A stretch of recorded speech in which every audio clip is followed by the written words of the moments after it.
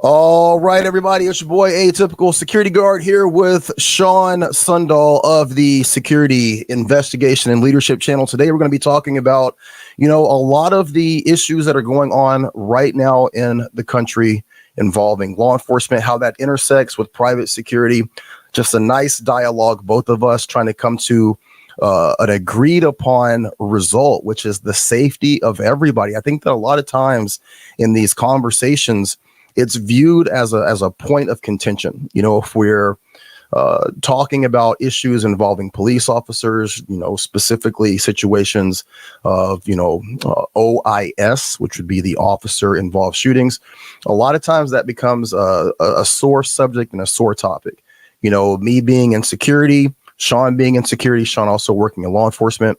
This is a great opportunity for us to offer dialogue on this subject because it seems, unfortunately, that this is a topic that needs to be addressed. It needs to be talked about in so many different facets, not just, the outcomes of the officer involved situations, whether that's on the officer side or the subject side, but also how that affects the perception of law enforcement, the perception of security, and everything that comes down the way or down the pipe rather of law enforcement. It ultimately filters in to private security. You have a lot of private security guards who ultimately want to be law enforcement officers. As the task that we've been given working in this environment has become more involved, more forward facing, then clearly our training, it mirrors that of law enforcement. So the same conversations, the same issues that are playing themselves out on the streets involving law enforcement, we're starting to see an uptick of that in private security, where officers are involved in shootings, whether they're justified, unjustified. At the end of the day, this is something that needs to be discussed. So, Sean, I just want to tell you right off the bat, man, I appreciate you having this conversation. There's not a lot of police officers who are willing to have this conversation. And I guess that's a great place for us to start. Why do you think this is a topic that a large majority of police officers shy away from having this discussion? I think, a lot of times your employer doesn't allow you to say what you like to say on camera. Having said that, what I say today reflects just my thoughts on it, not my employer's. Absolutely. But I think it's a hot topic because if you are coming from the law enforcement side and you articulate that an OIS was justified, you're going to get a lot of negative feedback in the comments. And they even tell us if we're involved in an OIS to never look up social media, to never look to the comments because it's not beneficial. I think that's one of the main reasons is number one is nobody wants to be connected with their employer. And then number two is I think law enforcement are concerned about the backlash. Yeah. At some point, though, this conversation is starting to spin out of control in terms of the public perception narrative, right? So situations like the Rodney King incident, situations like, later on down the line, Philando Castile, the Breonna Taylor, all the way up through George Floyd. There's a couple of situations that have happened in the last couple of months. These high profile situations that involve law enforcement, the conversation doesn't go away because officers choose to not get involved and have this difficult conversation. One of the things that I thought was a big missed opportunity was the surrounding conversation that came from the George Floyd situation in 2020, regardless of how you view how that went down. There was an opportunity, in my opinion, for law enforcement to have, this chance to really talk to the public because, with COVID, everybody was kind of locked down. We were all focusing on, the positives and the negatives of the world events that happened. And, law enforcement had a lot of camera time. And unfortunately, what I noticed was a lot of law enforcement officers who were getting upset with the calls for accountability, people that were getting upset with the calls for transparency. And I really felt like they missed an opportunity to say, listen, this is what we deal with. This is what we go through. This is what we're seeing from our side. When I was living in Missouri during this time, I reached out to the Missouri Highway Patrol and I asked for them to send someone down. At the time I was running a fitness center, and all of these people in this area of Missouri For the most part, I lived in a predominantly white area. And to a large number of the people that lived in that town, I was one of the only black people that they had daily interaction with. Okay. And so a lot of people were going through this time of self-reflection, and people reached out to me and said, like, how do we look at this situation? Like, where are we maybe having some blind spots? So I reached out to the Missouri Highway Patrol and I said, hey, would you guys be willing to send an officer down to hold like a town hall meeting? And my point is that I wanted to bring in people from all demographics and have them sit down and talk to the officers. I thought it would be a great opportunity for the people to be able to voice their concerns, but also for the police officer to be able to say, look, there's an aspect of our job that you guys aren't aware of. And there were very few people. I'm not going to lie. There was no one except for one person who was willing to come and have that conversation. And the only officer who took up that offer was a black highway patrolman. And I thought that as much as I appreciated his outlook and his viewpoint on it, and he did a great job, and he was very open and transparent, and I couldn't thank him enough for doing it. I felt like it was a real missed opportunity based on the narrative that was being put out there about white law enforcement officers. And so, I've never forgotten that, it just seems like there's so many opportunities for people to address some of these issues. And I know that even just broaching that topic right now, people will watch this stream and they'll go, oh, we're talking about race. I don't want to hear it. I don't want to go down this road about race. But short of having this conversation, we through the same situation over and over again. And until police officers and until people in the black community are willing to have some very open, honest dialogue, I think that things are only going to get worse. What's your opinion on that? Well, it's pretty upsetting you telling me that you invited an open town hall in Missouri and only one officer showed up, and that officer happened to be black. I mean, that's very discouraging, especially if you're the person that is inviting law enforcement. I think law enforcement needs to show a greater presence at these types of events. I mean, something like this, you should send as many officers as possible. All of the command staff should be there, all of them. And anybody that's not working on a important detail should be there for at least the first hour. But the fact that just one in that town in Missouri just showed up is very discouraging. I tell you where I'm at. I mean, I'm at undisclosed agency by the border. Every time we have some type of like shop with a cop or coffee with a cop or any event where people can air their grievances, it's usually filled up and there's a strong law enforcement presence. From what you're saying, it does look like there's different parts of the country that are divided. I mean, I've only lived in California, but I tell you, I don't think California is as divided as Missouri, but it looks like these guys in Missouri need to do a better job at stepping it up and opening up dialogue.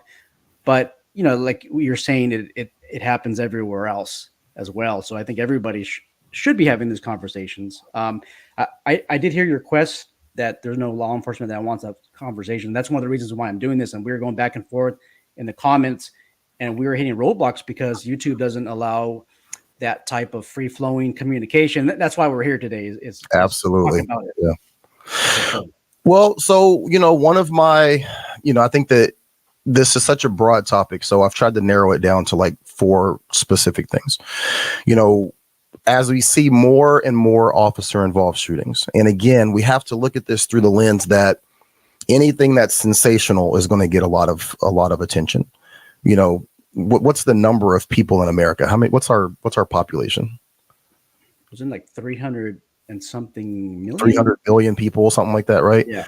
So in a country that has 300 million people, the fact that we have such a low number of not just officer involved shootings, but per capita in terms of the number of people that we have, the fact that we have so little violence says a lot to the positive nature of people. I know that it seems like the world is falling apart. I know it seems like it's super dangerous out there, but if you just think about the amount of people that are in your neighborhood and how frustrated you can get on a daily basis and how stressed out you can get on a daily basis, the fact that we're able to get along in this country with so many people of different demographics, so many people of different, financial standpoints and ethnicities and religions, it is really a testament to how good people are. So I want to preface this by saying that when we're talking about officer involved shootings, it's only because they're sensationalized that we're able to even bring them up. It's not a situation where this is happening every single day on every single street corner. But it does bring into fact that it's something that we should discuss based on, number one, the industries that you and I work in. And then number two, the societal impact that it has on people's psyche. Because this is something that I think a lot of people don't think about critically. If you individually have this feeling where you don't want to have this discussion, whether that's from the law enforcement side, hey, I'm a cop, I work my ass off to protect people, I do my best to make sure that I'm, a good officer. I don't want to continually be rated and bashed for being a police officer. I'm holding the line, right? So if that person shuts it down, or if you have a person that says, hey, I don't want to talk about race involved in policing because I'm tired of everything being on this woke agenda, I'm shutting it down. And then if you're the type of person that says every cop is bad, I don't want to hear the police perspective, I'm shutting it down. You can individually in a vacuum take that stance. That does not negate that when something happens, whether it's from a security perspective, a law enforcement perspective, or a societal perspective, that when it goes to trial, people are going to respond based on all of the things that I've just brought up. When it's being played out in the court of public opinion or on social media, all of the things that we're talking about or that I just brought up are going to come into play. So personally, I would like for people to be more open, more honest, and more transparent about these things, because we're all held accountable to these things that I'm talking about. As much as we individually don't want to talk about it, we don't want to play into it, we don't want to politicize it, we have to be aware that that's an aspect of society now. And so if you're the cop or the security guard and you end up in a shooting and there's racial dynamics at play, that is going to come into how it's adjudicated. If you're, a black man and you're running up against a police officer and you do certain things, act a certain way, that is going to potentially lead to a certain dynamic that maybe you never thought of, right? All of these things are important. So those conversations have to be had. And I just feel like a lot of people don't want to discuss that, and that just creates more problems. So that being said, my first question is for you. What's your perspective on the balance between officer safety and accountability in law enforcement, especially regarding the use of firearms? My initial conversation that brought you into this was I was saying that there's this level of officer safety. I have to do what I have to do in order for me to make it home at the end of the night. And I feel that that mindset is leading to more of a tactical approach in almost every situation. And we're seeing that play out in shootings that maybe didn't have to happen. The Acorn shooting is a great example. The two female police officers who shoot the lady through her window when they go to the apartment with the potential burglary call. And then again, there's a situation in California out where you're at where a young teenager was kidnapped. And she gets out of the vehicle. As the police approach the vehicle, she's running towards one officer. He's telling her, hey, come towards me. And the other officers shoot her as she's running towards the other officer who is calling for her. And this is, an agency that's there to save her. So how do you feel as an officer that we can help balance accountability for those situations while also understanding that police officers have to be safe in the commission of their duties? And that's a very tough question to ask you. I'm sorry. Right. No, it is a tough question. So I think the conflict we're having is like defining officer safety, or I think you were mentioning previously, like officers get to use the term, hey, I'm doing this for officer safety reasons. I'm drawing my gun for officer safety reasons. And I think security didn't. I think you felt like they didn't have that option. I'm trying to answer the question here. Yeah. So my stance was it wasn't necessarily about whether or not security should be able to do that. I don't think that anyone under any circumstances are able to do that except for law enforcement. There's no conceivable situation where a concealed carry holder could behave the way that Officer Acorn did and not end up in jail. There's clearly no way that a security guard could operate in the way that Officer Acorn did and not end up in jail. So the fact that the police officer is able to utilize the blanket statement of officer safety and that adjudicate him with any sort of wrongdoing, that officer wasn't terminated. I think he resigned, right? That officer wasn't prosecuted. There is a literal base level get out of jail free card for law enforcement officers who do something that is clearly egregious. And my question to you is, how is that okay? Well, to answer you back, that's not okay. It's something egregious. I'm not in agreement that officer that is defined as the Acorn officer should be off the hook with no charges.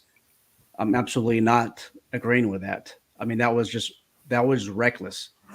And he fired in such a way that there's a good likelihood that somebody was going to get killed. And luckily, that guy in the car didn't get killed. So I'm not okay with that. Yes.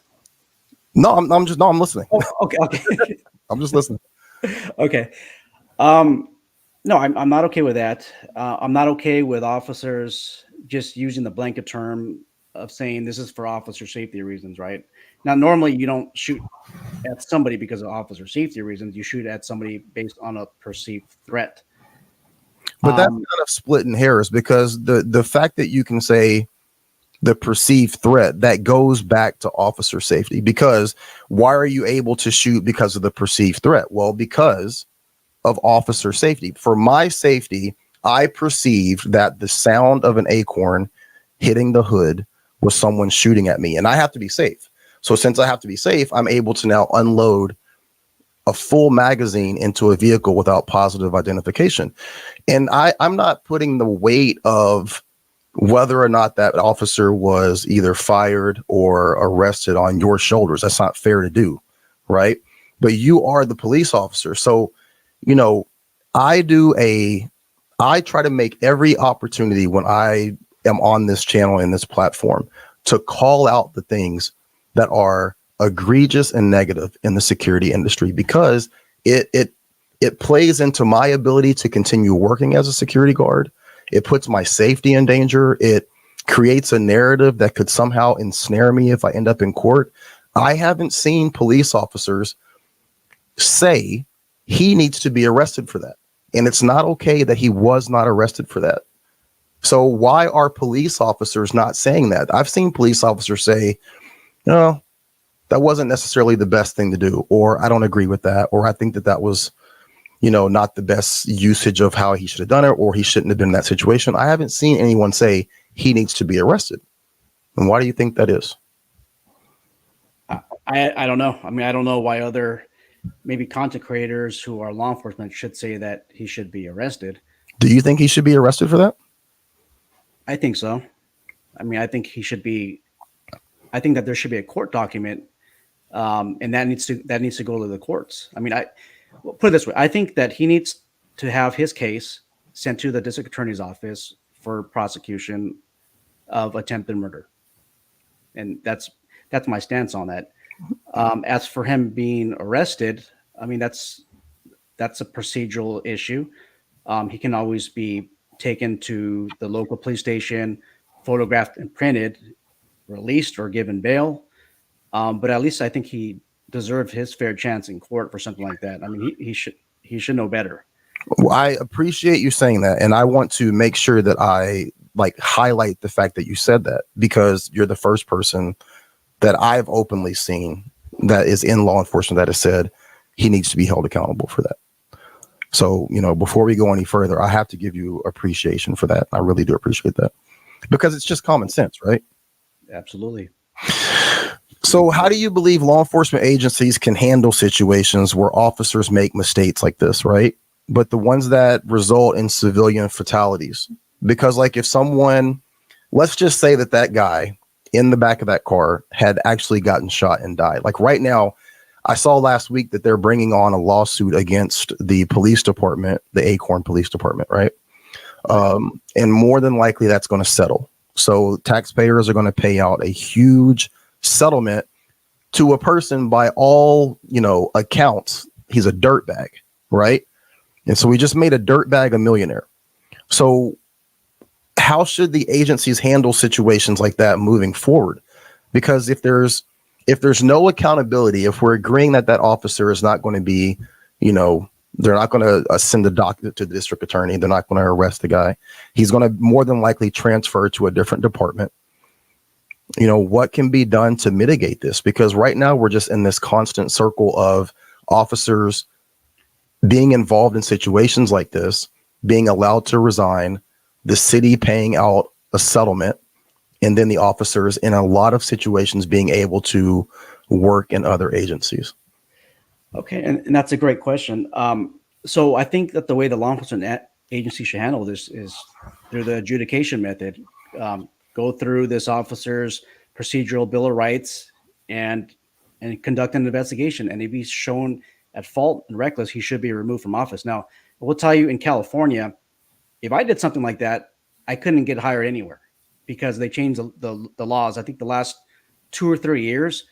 Now you need it's basically like a police officer or peace officer license, and that license can get revoked. So if that happened to me, the California Department of Justice would investigate, and then also California Post Peace Officer Standards and Training would investigate that as well. And there's a civilian board that will review that. And I think most of those on panel are civilians. I don't even think they're pro law enforcement, to be honest with you, but it's a topic of another story.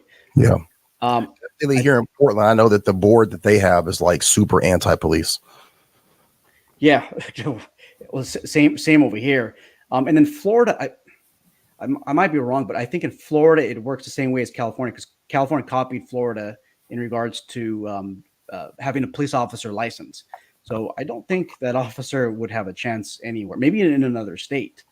But those background investigators have to talk to their previous employers and find out this person's suitable. And one of the dimensions of suitability is impulse control and judgment. And I don't think he would pass the test on that.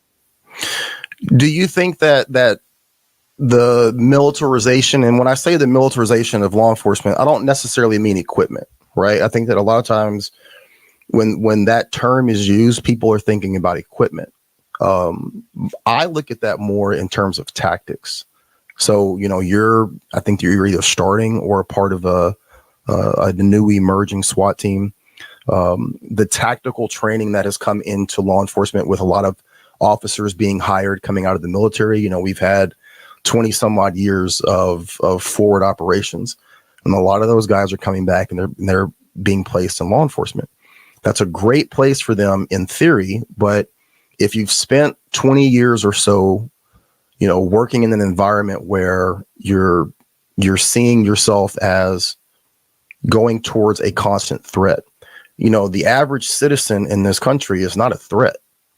The potential for violence is always there. The potential for violence doesn't necessarily change or increase, in my opinion, based on the fact that you're in law enforcement. If I choose to walk up on my neighbor, the potential for violence is there. I think that circumstances and situations definitely heighten that. If you're on a traffic stop or a domestic and, you're wearing that uniform so clearly, like you're putting yourself in a position where you're signaling that you are the person that has the authority to remove freedom and potentially life from this person, that elevates the situation, right? But, do you feel that the tactical aspect of training is maybe unnecessarily heightening the awareness of the officers to where they're responding to things with a level of force that maybe they don't have to? That's a really good question, because I've seen law enforcement and security evolve. Just my experiences at the police academy in 2001, 2002, it was like 3/4 Marines, Army, and forget the education part. Just let me run into the classroom, let me smoke everybody, do 25 here, 50. You just get smoked out of the academy. Their job was to get rid of you, get rid of, I guess, the weak. So when I got out of the academy, my mind was like, I haven't been in the military, but it's kind of like, let me yell my way out of a situation. Let Yeah. me use force out of a situation. So that mindset from 2001 to it created a lot of use of force issues, not for myself, but for other people that I know and for law enforcement in general. But I think in the last 3 years, there's been less, I guess, militarization of law enforcement. For example, so post since George Floyd, they've created a new rule that you got to go through some new training. So we have to do 8 hours of suicide by cop, 8 hours of use of force when is using force appropriate, and then 8 hours of crisis intervention. And then I just looked up the police academy modules, and they added a module for officer wellness. Basically, you should be able to be resilient. Um, if I can't pronounce that You're right now, okay. You're good. resilient, Yes. and you should be able to control your emotions, because if not, you're going to go out there and use excessive force. They've also created a 16-hour cultural diversity course, which was back in 2001, but there's a new course. It's 26 hours of principled policing, basically how to interact with the public, how to gain their trust, and then they have a new block of de-escalation. So I think in California, we at least went the better route, but there, like right now, there's no extra funds for, I guess, this military type training.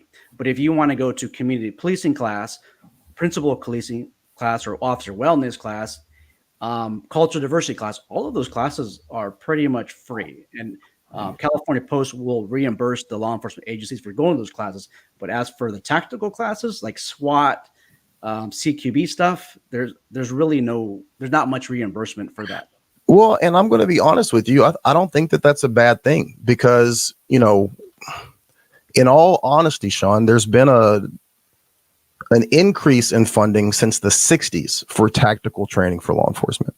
The funding has all gone towards tactical training, towards militarization.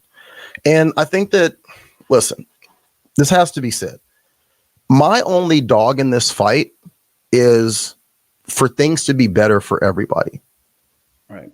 I think that, like, if someone listens to an excerpt of what I'm saying, they think that I'm anti-police. I'm not. I'm anti unnecessary shootings of anybody. I don't want cops getting harmed. I don't want cops getting harmed, and I don't want citizens getting harmed.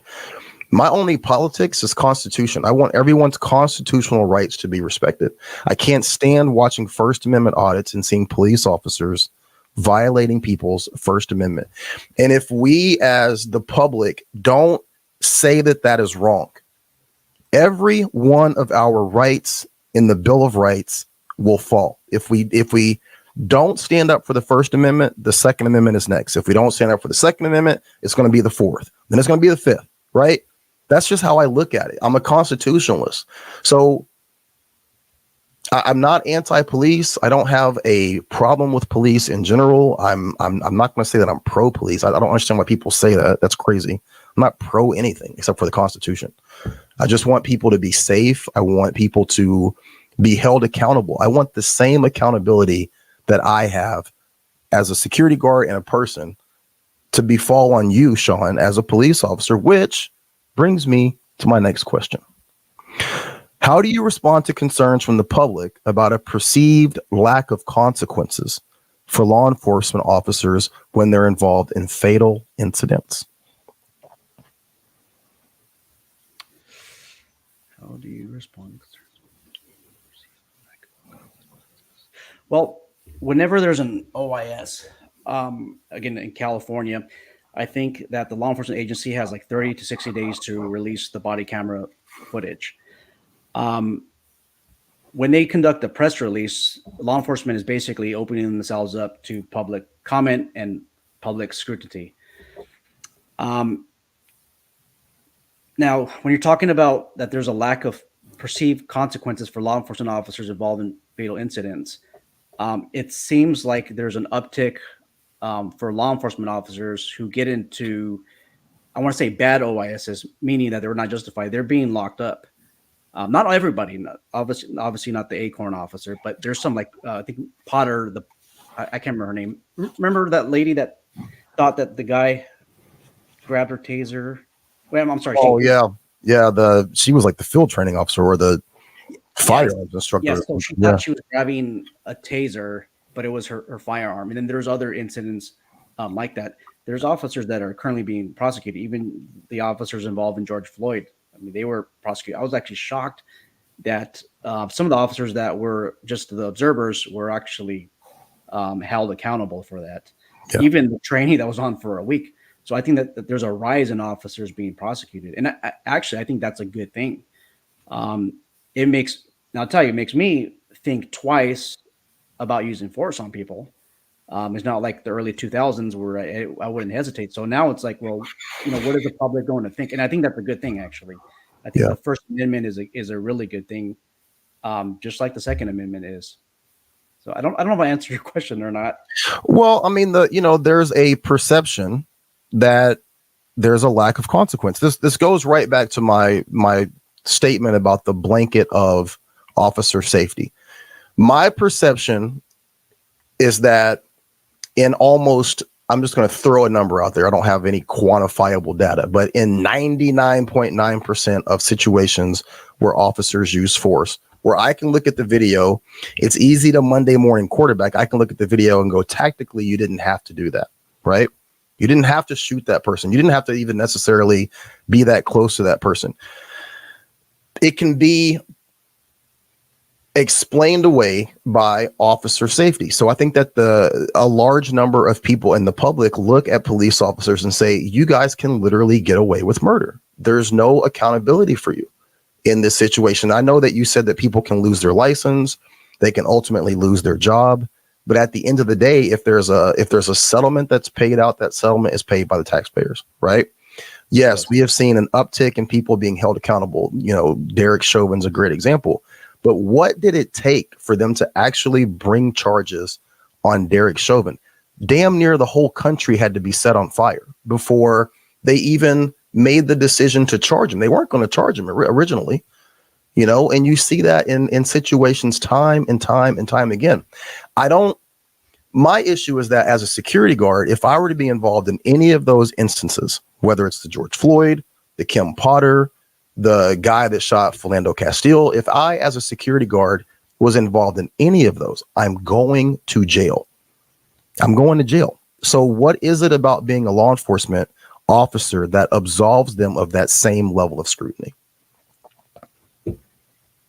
Well, I mean, all of these incidents are, they're different.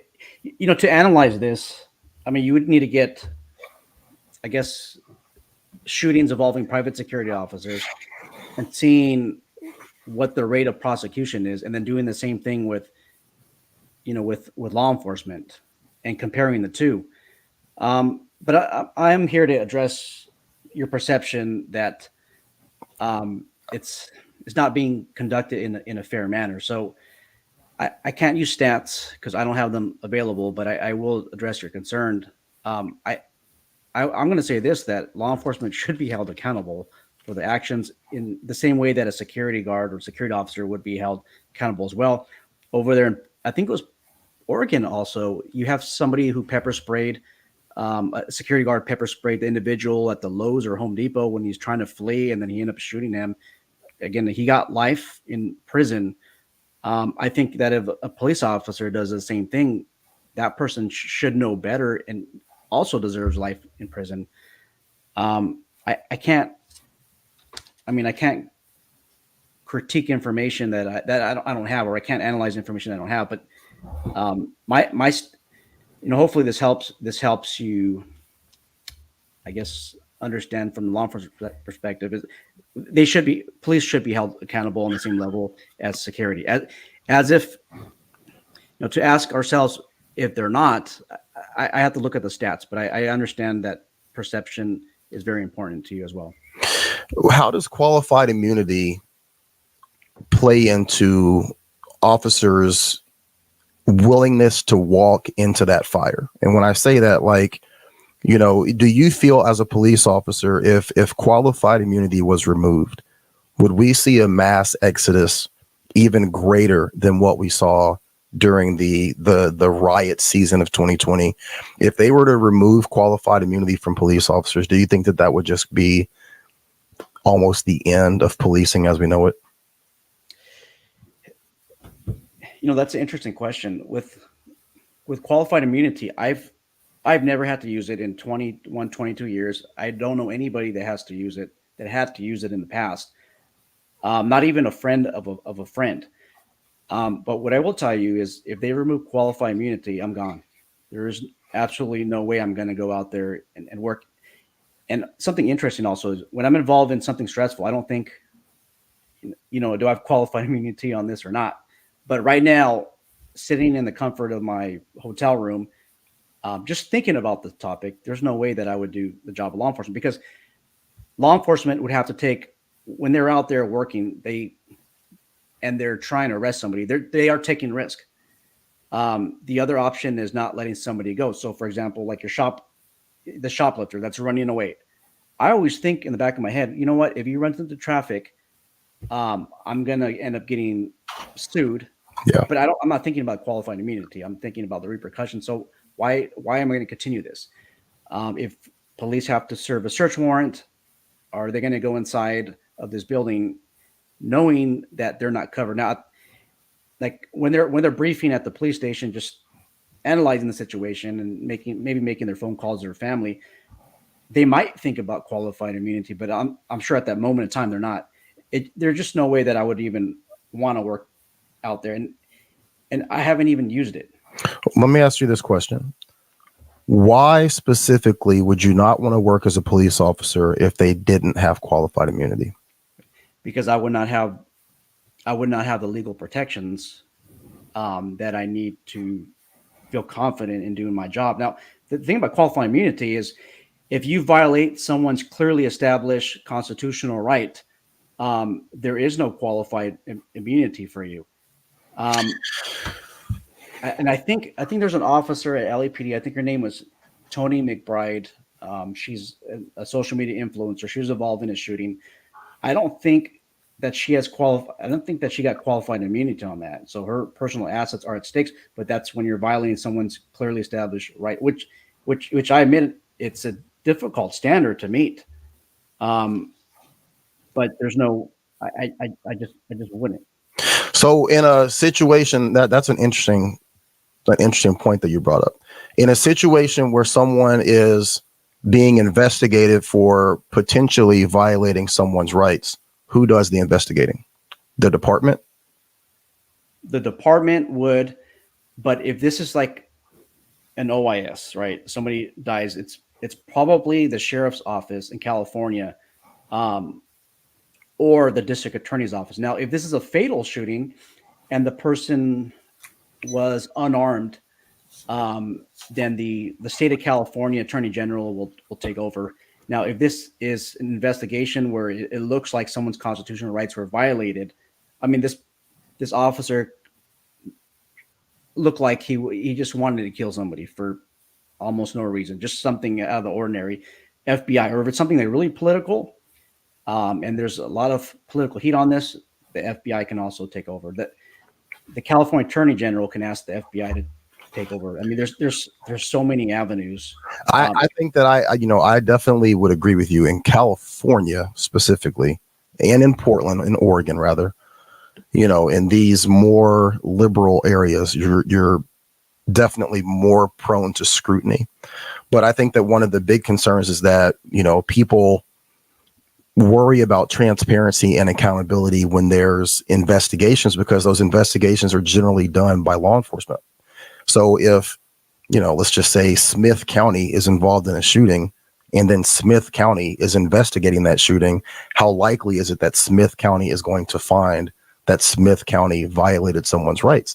And I would say perception, because I don't have the stats here to back up my claims. The perception is that often that is the case, because if the department finds that their officer was at fault, that means that they're liable. They're liable in terms of the civil lawsuit. They're liable in terms of that officer potentially being prosecuted. It doesn't create an air of true transparency when the people that are investigating the situation are also the people that are involved. That's like me investigating whether or not I was cheating on my wife. Nope, didn't find anything. All good here. No, I definitely agree. That's a conflict of interest. And police agencies, where I work at, there would be an administrative investigation, and then there would be a criminal investigation. The criminal investigation would be conducted by the sheriff's office or the district attorney's office. But I'll tell you this, if the district attorney is having some conflict with the local police chief, I don't want my case going to the district attorney's office. Absolutely. There's no way. And I know that there's a lot of counties out there, a lot of jurisdictions that are just like that. So in that case, I'd rather have my case go to the California Attorney General's office. Quite honestly, it's a really scary thought, knowing that if I get involved in something like this, that my case can go somewhere where I don't want it to go. But I understand what you're saying in regards to your own employer investigating you. That wouldn't make sense. Something severe like that, for sure, another agency should be investigating. Do you feel that qualified immunity, if you were to take that away, that it would put police officers in a situation where they have to think more critically? I understand, and to the best of my ability and knowledge, I understand. I don't do the job of a law enforcement officer, so I don't want to ever come off as though I know better than they do. You guys are the ones who are out there, and there needs to be a bright spotlight on what I'm about to say. We need police officers. The job that you guys do is so important. It deserves our utmost respect, and it deserves a level of appreciation that you guys too often don't get. I want to make sure that I say that. These questions that I'm broaching are only because of the peripheral things that I see, most importantly being tied to the constitutionality of actions, but also how it affects everything from how people perceive guns in general, how people perceive, security guard actions, all of that. But I don't want it to be lost that I respect what you guys do, the job that you work, how little appreciation you get. And I can only imagine that you always feel that people are always coming down on you guys. And it can't feel good. It can't make you want to get up and put that uniform on, and you guys do it anyway. So you deserve respect for that. Short of qualified immunity, though, if they were to remove that, do you think that that would put officers in a position where they were forced to think more critically about the actions that they take? And would that be a negative because now they're adding seconds to a situation that is so fluid and so dynamic that it might put them in even more danger? You just said it yourself, or you just gave everybody the answer. Absolutely. If you take qualified immunity away from law enforcement, they are going to have to critically think a lot longer than maybe that they should. And what it's going to do is it's going to prevent a lot of people. It's going to make a lot of law enforcement officers not chase the bad guy. And we need to have the bad guy in custody when that person commits a crime. I mean, you have felonies, violent crimes, and that person needs to be put away. But this person is running away or resisting some way. I'm going to think twice about using any level of force to catch this person. I'm going to ask myself, is it worth it? Is it worth me catching this person and then getting into a drag out fight with this person? And then I'm going to lose my house. Yeah.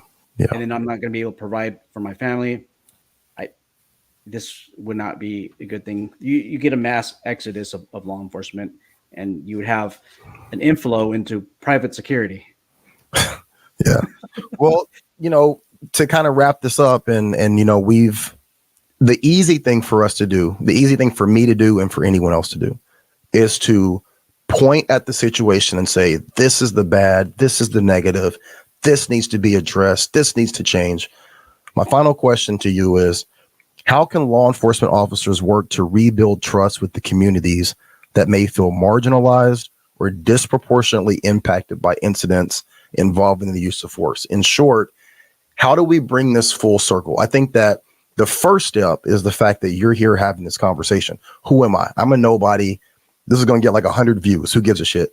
But the fact that you're having this conversation, to me, that is the the linchpin of change that has to happen first. So I'm super stoked that you did that, and you're allowing me to ask you these questions, because in all honesty, Sean, as much as you and I go at each other sometimes, I don't want you to think for 1 second that I put myself on the same level as you with what you do for work.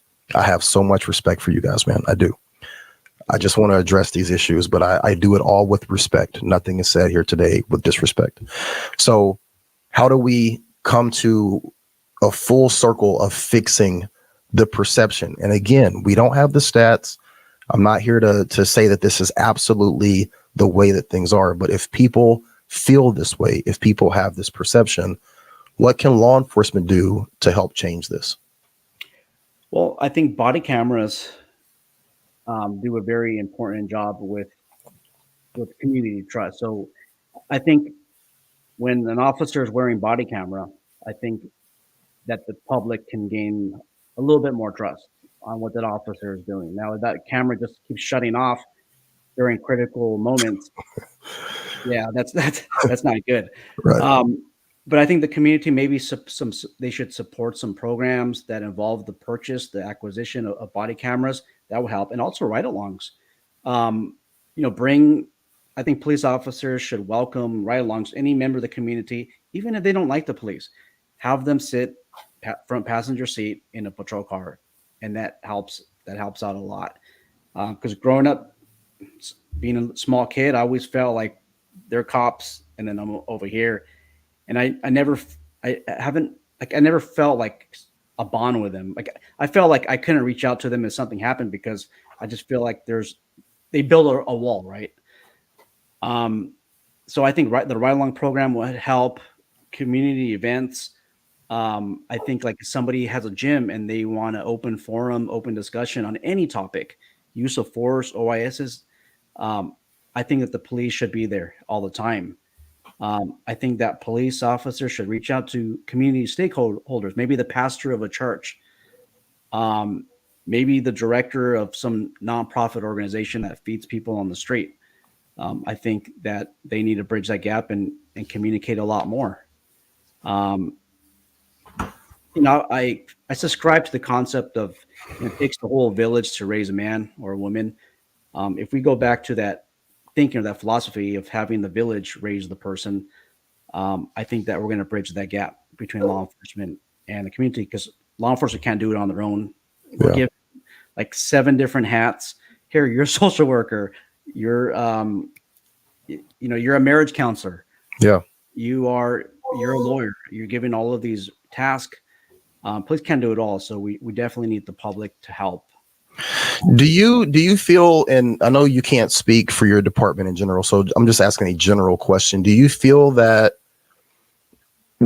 officers today are more open to having cross dialogue on some of these topics that are more taboo, more like, historically, where people would maybe close doors or build walls?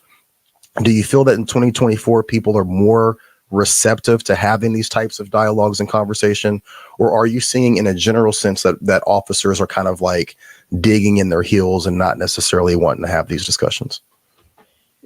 It kind of looks like maybe the same. I think the barrier is, you have the guy on the bottom of the totem pole that just started. He can't get on camera and have these conversations. I can't get on camera and say where I work at and have these conversations unless you reach out, to my police chief and ask, hey, can Sean have a conversation? Something like that would be different. But I think a lot law enforcement, they have kind of like the PR person, the social media presence, and hey, if you want to interview an officer, you'll interview this person right here, this this PR representative or this social media specialist. Um, but I think the public should be able to interview any officer, and that officer should be able to give an honest opinion, um, and be able to answer whatever question is asked. Like, if any officer out there, not just selective amount of officers. Because that's what's going on with all departments, is only a couple are allowed to officially speak. Yeah. I'm only allowed to speak because I'm being quiet on where I work at. I mean, you can look me up and find out where I work. It's not that secretive. Yeah. Hopefully that answers your question. Yeah, no, hey, no, that's it. So I've put you on the grill, and I've had you answer some questions that are way bigger than just you, and I appreciate you giving your opinion as a police officer, but not a official police answer. So me working in the security industry and me just being this guy who has all the questions, what's your question for me? Maybe there's something that you would like to ask me that maybe I haven't thought about in terms of the position that police officers find themselves in. Am I maybe missing something on my viewpoint of things that you would like to ask me? Well, I think that this interview was very productive. I mean, just imagine if we chatted back and forth in the comment section box. I mean, we would be wanting to drive. I'll be wanting to drive to Portland and looking for you, and you'll be wanting to go to California. So I'm really glad that we're able to have this conversation.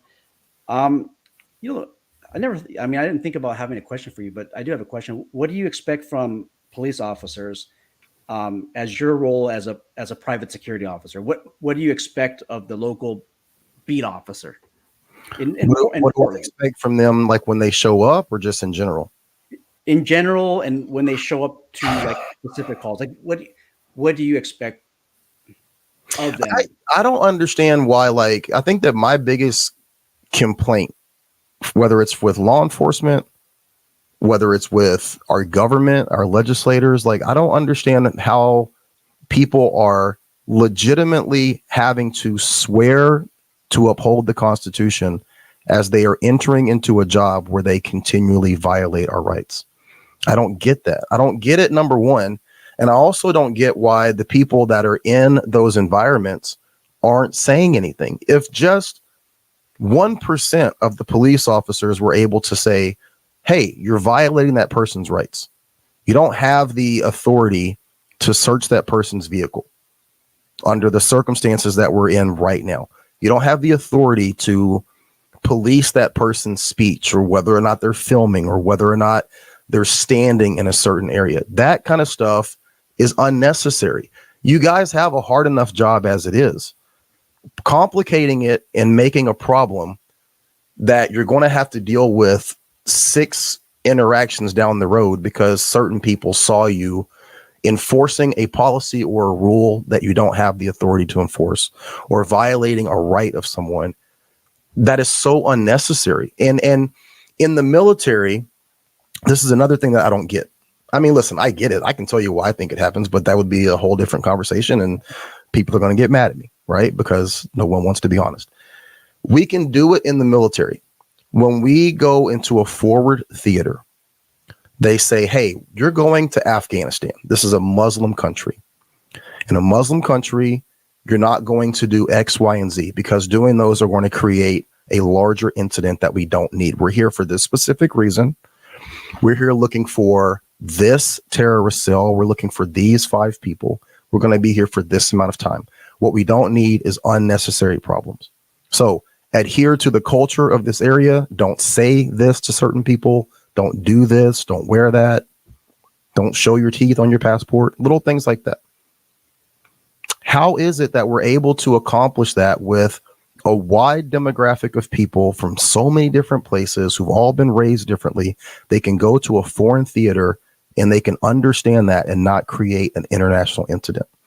However, on our own soil, police officers from our own neighborhoods who have grown up understanding that this country is based on a constitution, who have sworn to uphold that constitution in the commission of their daily duties, violate people's rights. How do we have a president or legislators who make laws that violate the Second Amendment or violate people's First Amendment? That is what I don't understand. So when you ask me, like, what do I want people to do? I want people to do their job, but I want them to do their job in adherence to the Constitution. And that seems to be too big of an ask in 2024. And I don't understand why. Because I'm aware of it working in security. When I'm in security, I'm aware that there might be a sign that says I have the right to search your bag, but I'm aware that I don't have that right. Why? And I barely graduated high school. Why am I able to I don't get it. And I'm viewed as the bad guy for saying that. I'm literally talking about the Constitution of the United States, but me saying that will have someone say, "Oh, he's a bad person," or he's anti-cop, or he's on his high horse. He thinks he's so smart. I'm literally speaking up for every single American citizen to say, why is it so much to ask that people not violate someone's constitutional rights? It's mind-boggling. Any thoughts? Well, if you want to be respected as a law enforcement officer, you have to respect the constitutional rights of everybody. I mean, you stand up there on a podium and you swear to protect the Constitution against foreign enemies and domestic. And I think a lot of law enforcement, they forget that oath. They really do. So I'm with you that law enforcement should be respecting the Constitution, all of the amendments. It drives me nuts when I see these First Amendment auditors recording these police officers and then telling them to shut the camera off. I mean,